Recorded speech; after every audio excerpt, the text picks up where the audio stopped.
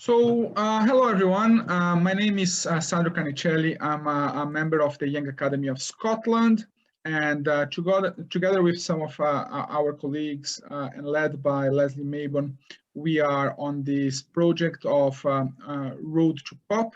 So yes, Road to COP. And this today is a conversation that I'm having with a colleague of mine, Dr. Ioanna Farsari from Dalarna University in Sweden. And we'll be talking a little bit about tourism and climate change, which is our area of expertise. So Dr. Ioanna Farsari is an assistant professor at Dalarna University in Sweden, and she holds a PhD in sustainable tourism policy and complexity from the University of Surrey in UK, and an MSc in leisure and environments from Wageningen University in Netherlands. You can correct me that after. Dr. Farsari has lectured extensively on tourism policy and planning and sustainable tourism development and research methods and environmental protection, both in Sweden and internationally as well. And she's actively working with the Sustainable Development Board of Dalarna University regarding the advancement of education for sustainability.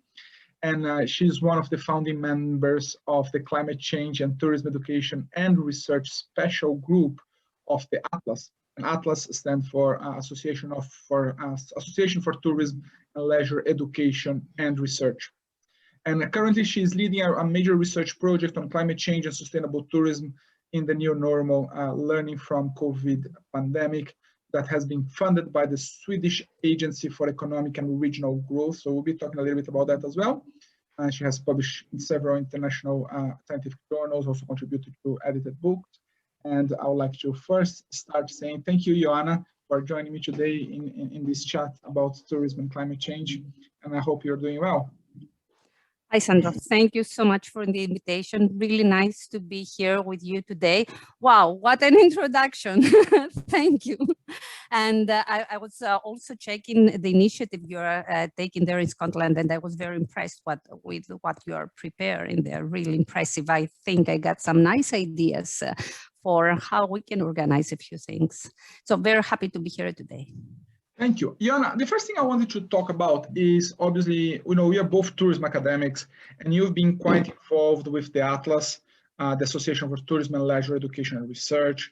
And it's not been long since you guys established a climate change group. So I'd like you to talk a little bit about that, about why the necessity to establish that group, where it came from, and what is happening basically on that group. That was a very interesting, I must say, initiative. Which came, I would say, bottom up. It came as a need. It came, I think it was on Atlas newsletter, and not on the newsletter, but on the mail list. And it was Harry Friedel who actually brought up the issue. Okay, but why don't we have such a group? The Atlas has several special interest groups, and maybe that would be something.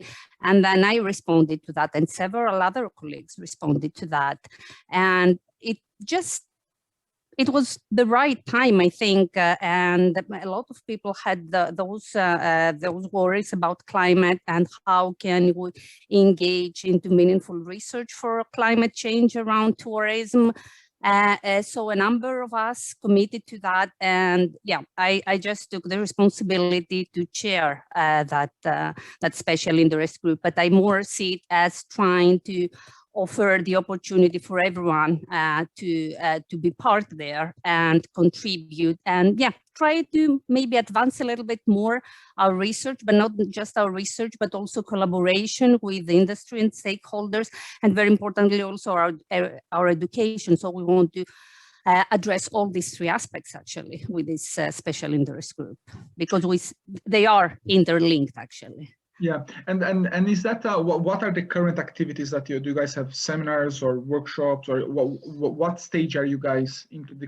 It's only, I think it's about 10 months we have formed it. So the group was inaugurated on Atlas conference, online conference last September. Okay. So we have had quite a few of the discussions.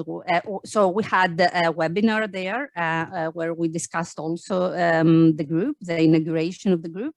And since then, we have been having a lot of discussions around the identity of the group. As I told you, it was very much bottom up. So I want to include as many perspectives onto that as possible, and have a group which really encompasses, and all the members feel that they belong into that, and that this is what we should what are the directions we want to have there. So we have been discussing a lot around who we are, what do we want to achieve. Of course, there were on the inauguration of the group, there were some of these statements around what we want to achieve and what we want to do. So it's a lot around networking, enhancing research and collaboration. So we have been working a lot on defining these aspects, and I'm very pleased also that we are organizing a special track on the upcoming Atlas conference in next September. It will be again an online event, and so we are offering a special track, and I'm very pleased to say that we attracted a lot of interest, very interesting abstracts, and then now we are working on, because we want to do it a little bit differently. Actually, we want to shake the waters a little bit, so we are inviting more of a workshop style. So we will have some short presentations, but also we want people to interact with each other rather than passively sit there. We want them to interact, discuss some issues further, and take a little more step into knowing each other, but also from this interaction, advancing a little bit more, maybe what do we want to research? What methodologies can we use? How can we communicate our results? What is the role of the scholars, after all, in when it comes to climate change and tourism? That's the things we will be discussing there. And indeed, I think, if you think about research in tourism, the conversations about climate change and tourism are not really new, but it clearly has a step up in terms of volume of research on tourism and climate change in the last years, including a lot of interdisciplinary research with people coming from environmental background or biology or so on, coming to contribute and interact with tourism scholars about the future of tourism in terms of the links between tourism and climate change and what should be doing next. So what are the key areas that, for example, you see that has been people are doing research in terms of tourism and climate change? How do you see research evolving in this field in recent years? Mm-hmm. I think there is quite big increase when it comes to the output of tourism, of research within tourism and climate change. Of course, it all started, first of all, trying to map out the perceptions, like, is there a climate? That was, of course, the early stages of tourism research within climate change. What are the perceptions of stakeholders, for example, around climate change, if they see it, because there was a lot of denial as well, and that has been advancing further. Research has looked a lot and early stages, but continues on the impacts. Usually it's social science approaches that we have in tourism. Not only, but I think a big bulk of the research is around social science approaches and the perceptions of impacts from businesses or different stakeholders. Consumers' behavior is another strand of research there, how tourists, the intentions of tourists, travel behavior, also the value action gap there has been researched quite extensively. So if we think there is a problem, why don't we act accordingly when we travel? But the last few years, I think there are some more trends. Of course, these directions will continue, but we see more and more things which has research which has to do with, for example, the social movements. We see the research around flight shame, and Fridays for Future for Climate, and how these bring changes in our communication of tourism and our understandings also around content, user-generated content, and how travelers express themselves about climate change in social media. That's something we see lately. Another strand of research, it's around the growth, which is not just about climate change, of course, but also it gives a very another direction where climate change issues can be related to versus over tourism, and the growth and versus pro-growth, the circularity paradigm, of course, it's also there, and the proximity, and how this can be used to mitigate the impact of climate change. Food and tourism is another direction around, which has to do with climate change and the mitigation of the carbon footprint, using more local products, also reducing food waste. And I think there is some very, very exciting research areas. And of course, the transformative approaches in climate change and tourism, where the researchers engage more into self-reflexivity, researchers' own identities, acknowledgement of diverse interests and tensions, and often taking whole systems approaches, and enabling some non-conventional disruptive methodologies. So there are a lot of things going on right now. I think there will be more and more exciting research in the future. Yeah, I think I agree with you. There's a lot of different strands and different views to look into tourism and climate change, and I think there's a lot of, in terms of local communities, and what's impacting on local and coastal communities and islands. A lot of work on the islands that welcome significant numbers of tourists, and what's the impact of climate change will have on those islands. At the Young Academy, we have some interesting projects related to climate change that can also be linked to tourism as well. So we are doing one about academic conferences, and working with universities towards a pledge in terms of rethinking business travel and business tourism, and the impact that they have. Not saying that they shouldn't happen at all, but actually just trying to think about that, and obviously they have done a lot of work on the impacts of business travel, of academics in the environment. Another project that we have here on the Academy is with decarbonizing homes, because a lot of things that we talk about in tourism is related to travel, and is related to, usually people associate to airplanes and things like that. Yeah, that's true, but we're also talking about hotels. We're still talking about fast fashion for tourism. So like all the these secondary impacts on climate change, so that all these other industries will have. So one of the projects that we have here is exactly looking to the contribution of carbon emission by homes in Scotland, and thinking about, well, if you want to achieve net zero, then yes, we need to make maybe the cars electric, but we also need to make the houses efficient in terms of their carbon emissions and so on. So there is a lot of different areas, and that's what fascinates me just now in terms of the research with climate change, is the volume of interdisciplinary work that it is. So we are talking to engineers, we're talking to architects, we're talking to social scientists, we are talking to environmentalists. So we are looking to all different areas, and actually together trying to contribute somehow to solve such a complex issue, right? When you're talking about climate change, sometimes we talk so much that it can end up sounding very simple to understand, but actually it's extremely complex, and it's extremely complex to solve as well, considering the types of societies and that we have nowadays and so on. So as you said, it is fascinating to see tourism researchers developing on that and contributing to different fields.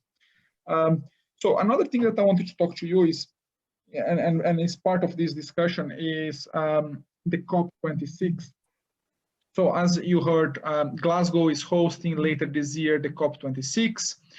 It is a big event in the international scenario. All these politicians and leaders who come together to try to discuss what should we do.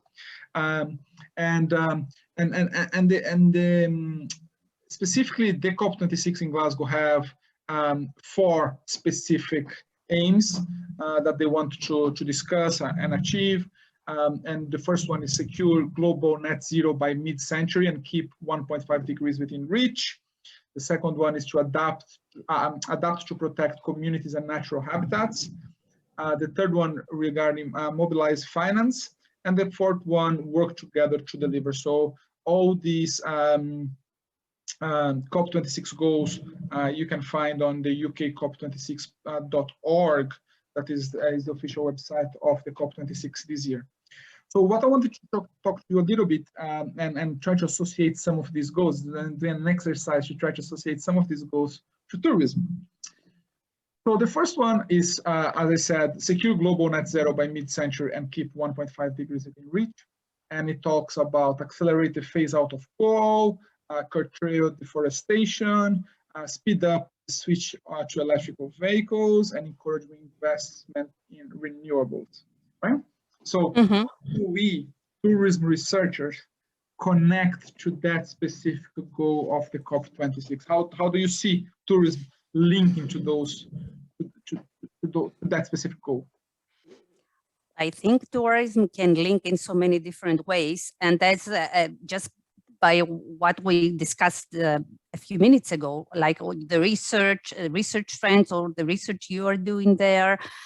There are, and what it shows, it is so complex. So there are so many ramifications, and people and tourism researchers, but also the tourism industry can work on so many different things when it comes to climate change and how we can minimize the footprint of tourism industry on climate.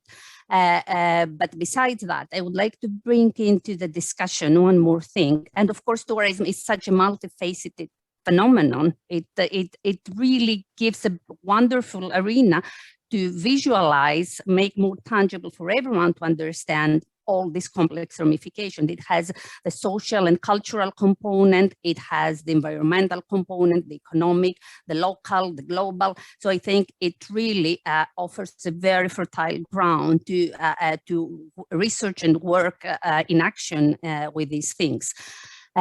Reflecting on the goals that COP26 has been discussing, which I think, of course, they are on the right direction. But reflecting on this clean energy, it's a lot about technological adjustments. How can we innovate with technology, advance the technology to have a green economy, clearer energy, use clean or renewable energy sources and all these things, which is absolutely fantastic. Yes, actually, we should have done that 50 years ago, maybe. But I can't avoid thinking, for example, okay, what about the less privileged ones? The countries which have not contributed yet so much onto climate change, and they don't have the resources and the know-how to use those technologies. What about them?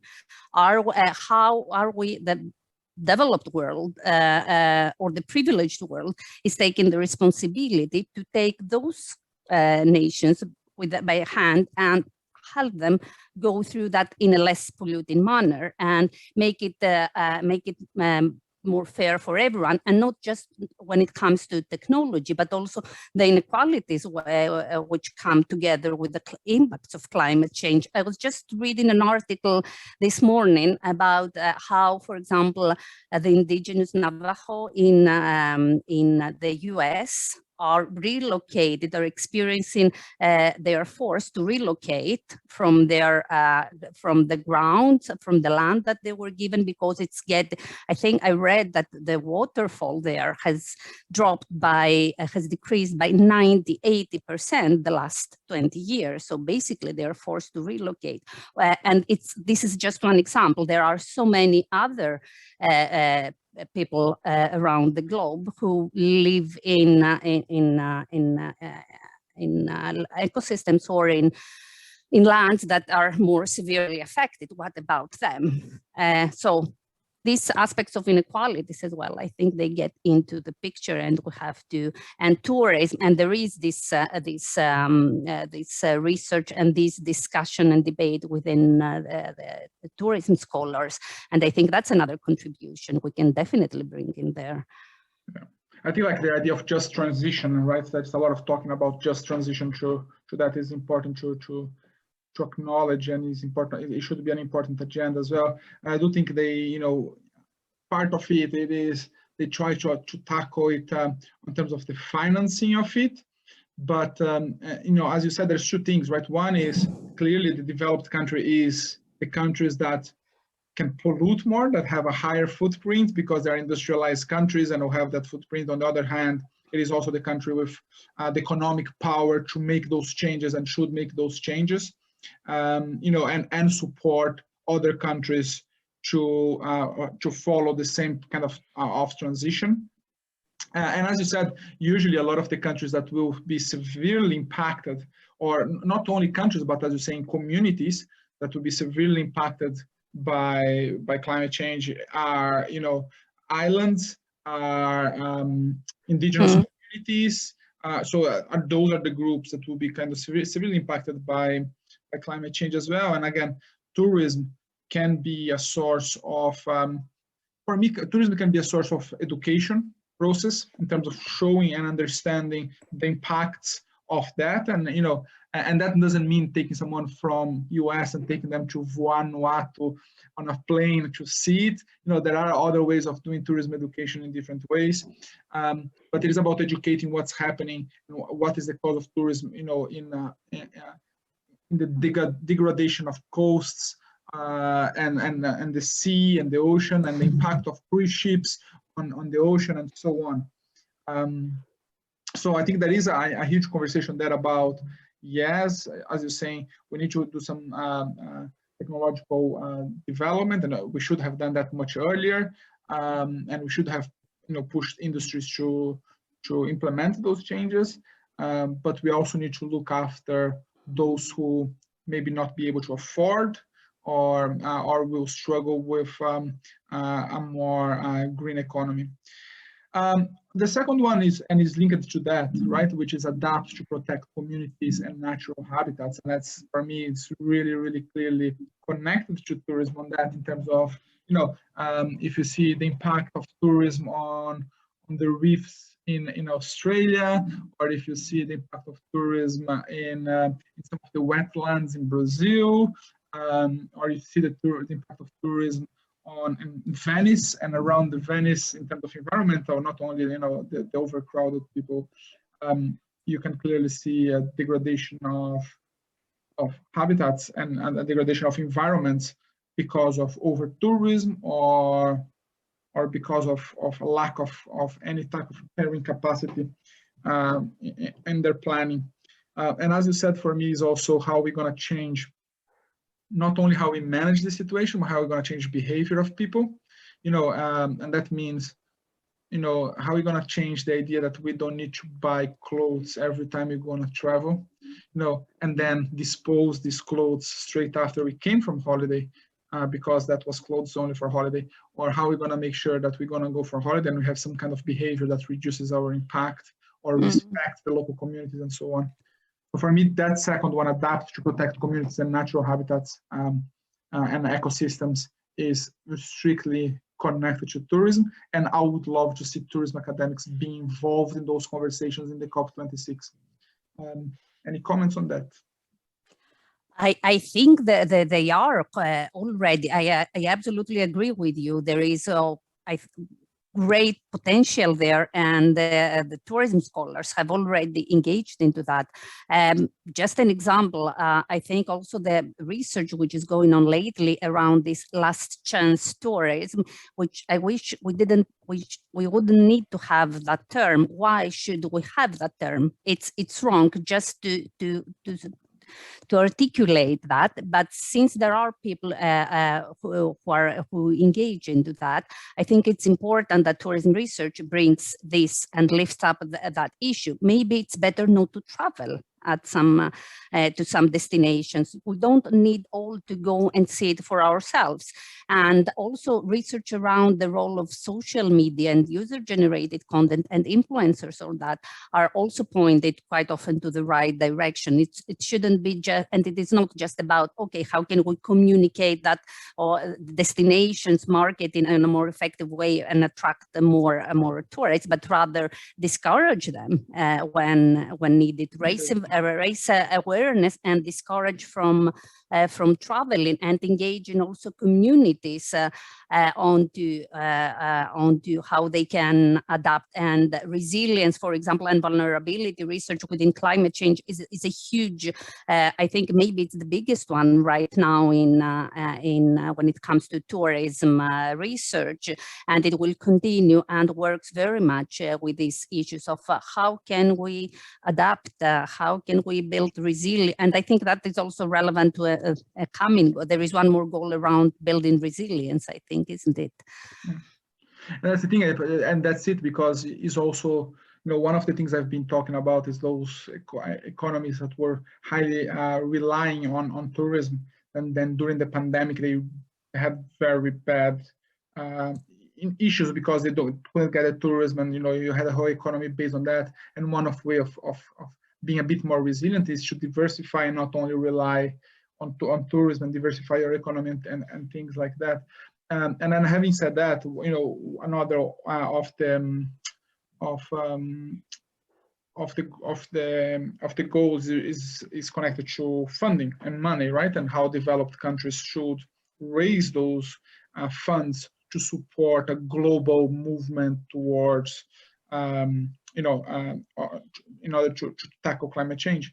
And again, we can see, multinational corporations that are doing tax evasions and that are connected to tourism. And, you've seen that in, as I said, in cruise industry, for example, and in other industries where one of the ways of helping to gather such amount of funding to invest on a greener economy is to make sure, taxation of multinational corporations that, tax evasions or whatever style in tourism, would pay their fair share for the environmental impact they have. And that is work, actually, if you've seen that in New Zealand, they are trying to do a work in terms of trying to calculate the carbon emission of the tourist. And then at the end, when the tourists go to leave the country, they'll pay the price, right? So that's, that's what you did in the country, that was your emissions, that's how much you need to pay so we can try to, compensate that. And, people are trying to figure out ways of changing behavior, but also generating funds to be able to afford the changes that need to be done. So, and the final one is the work together, and is trying to understand that unless there is a joint effort to tackle climate change, it will be very difficult to succeed. And I think the COVID pandemic taught you a little bit about that. So any comments about that? Yeah, absolutely. I mean, I think it's we can't do anything, especially around global issues such as the pandemic or the climate change, without collaboration, and collaboration at so many different levels, actually. And as you said, yes, the COVID pandemic, if there is a single lesson to be learned, there are more, but if there is a single lesson to be learned from this pandemic, is the importance of collaboration, actually, that when you work together, you can achieve much more. And it's so much interconnected, hyper-connected, our societies and economies right now, that I can't see how we can do it without global, but also very importantly, local collaboration. So at all different levels, absolutely. And I'm very much interested myself on collaborative methods and how can we develop knowledge together and actually reinvest it into the system to go on a spiral of new knowledge, getting into creating further new knowledge. And I think that is the way to advance societies at the end of the day. and engage also active citizens into these important issues together with researchers. See, one of the things that obviously we just use as an example is the pandemic, and it's probably, you know, well, one of the, it is actually the second time I see tourism stopping. The first one was when they had the ashes of the Icelandic volcanoes that stopped for a couple of days, and now obviously it's way more extended disruption of the tourism industry in Europe, but you know, obviously all over the world as well. And there is a lot of talks about what is the future of tourism after that. So one is obviously the concern of you know, or the potential concerns of consumers in terms of flying and visiting other countries and so on. But there is also other perspective, which is a lot of tourists are a lot of people are harnessing that desire to travel, that as soon as they are allowed, they will want to travel even more than before. And obviously, if they travel even more than before, then we may see even more carbon emissions and even more issues in terms of climate change. So how do you see, you know, as we go towards the end of the pandemic, at least in Europe, how do you see tourism in terms of that route from, you know, where it was, and then the disruption and where it goes? Yeah, that's a $1 million question, I think, what everyone wants to know in tourism academia or tourism industry and in destinations right now. And we get this question very much when we meet people from the industry. What will be the next day? What will be the new normal? And we can't really answer that. We can answer parts of it. So, for example, it's very obvious also, for example, that urban tourism and conferences and meetings, and events, they will go through a transformation. They will need to, there will be changes there. When it comes to travel behavior, and that remains something to see how transformational was this process. And that's the thing. We went through a major disruption. That was the COVID, the pandemic, and the freezing of every economic activity, including tourism. And the thing is to see what can we learn out of that, and how transformative has this been. So there are a lot of lessons to learn, first of all, from a resilience perspective and from a crisis perspective, and that there is research coming up there, and that's part of my research project right now. How can we learn from the pandemic, which was a sharp crisis? Are there some lessons to be learned for this slower but more severe climate change crisis? What about resilience? What about how individual consumers, but also companies and destinations or communities respond to that? What about this transformation? Was there a transformation after all, or it was just wishful thinking? There is a challenge right now to strive to make the new normal more sustainable than before, if possible. There is also the challenge that there will be the pro-growth agendas will come higher up on the basis of the argument that, okay, we really need to boost the economy right now. It has it was so severely hit that we really need to focus on the economic dimension right now and pro-growth, while we shouldn't really justify these kind of issues. Instead, okay, can we learn from that? For example, we have seen this come back to domestic tourism a lot, and nature, and that can be, and these aspects of proximity and the circularity paradigm. Okay, can we learn something from there? Of course, that will not mean, that does not mean that international tourism will stop. But maybe instead of having 3 international travels for a person per year, maybe I can have 1. I don't need to have 3.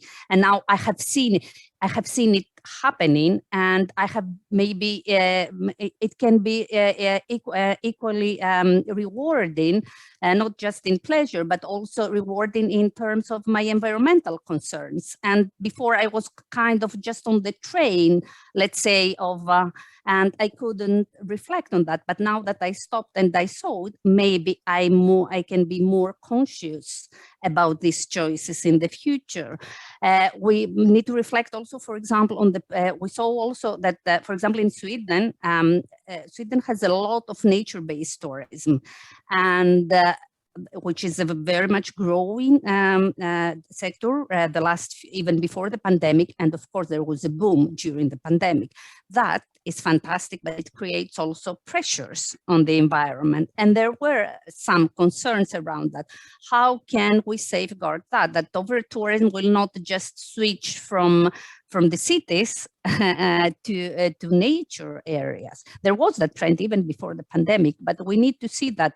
So invite a discussion maybe of this degrowth or limits to growth, and how much growth do we want in each destination. Each destination should start that discussion. I think we can't have sustainable tourism without putting on the table that discussion, actually. Otherwise, it was what was called many years ago as an incremental sustainable alternative to, just by chance, just because it hasn't reached the maximum of its growth yet. But do we want to have that limit somewhere?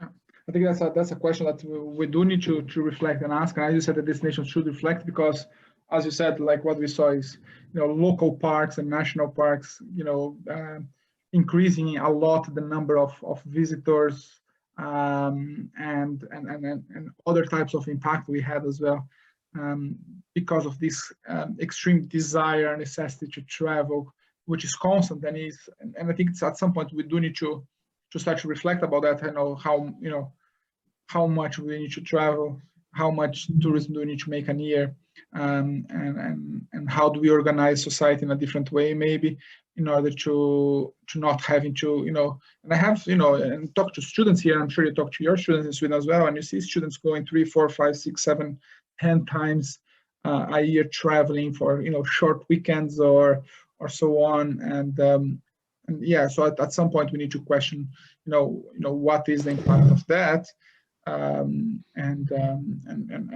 what, and balance that with the benefits. And as you're saying, the destinations itself should reflect about, the limits.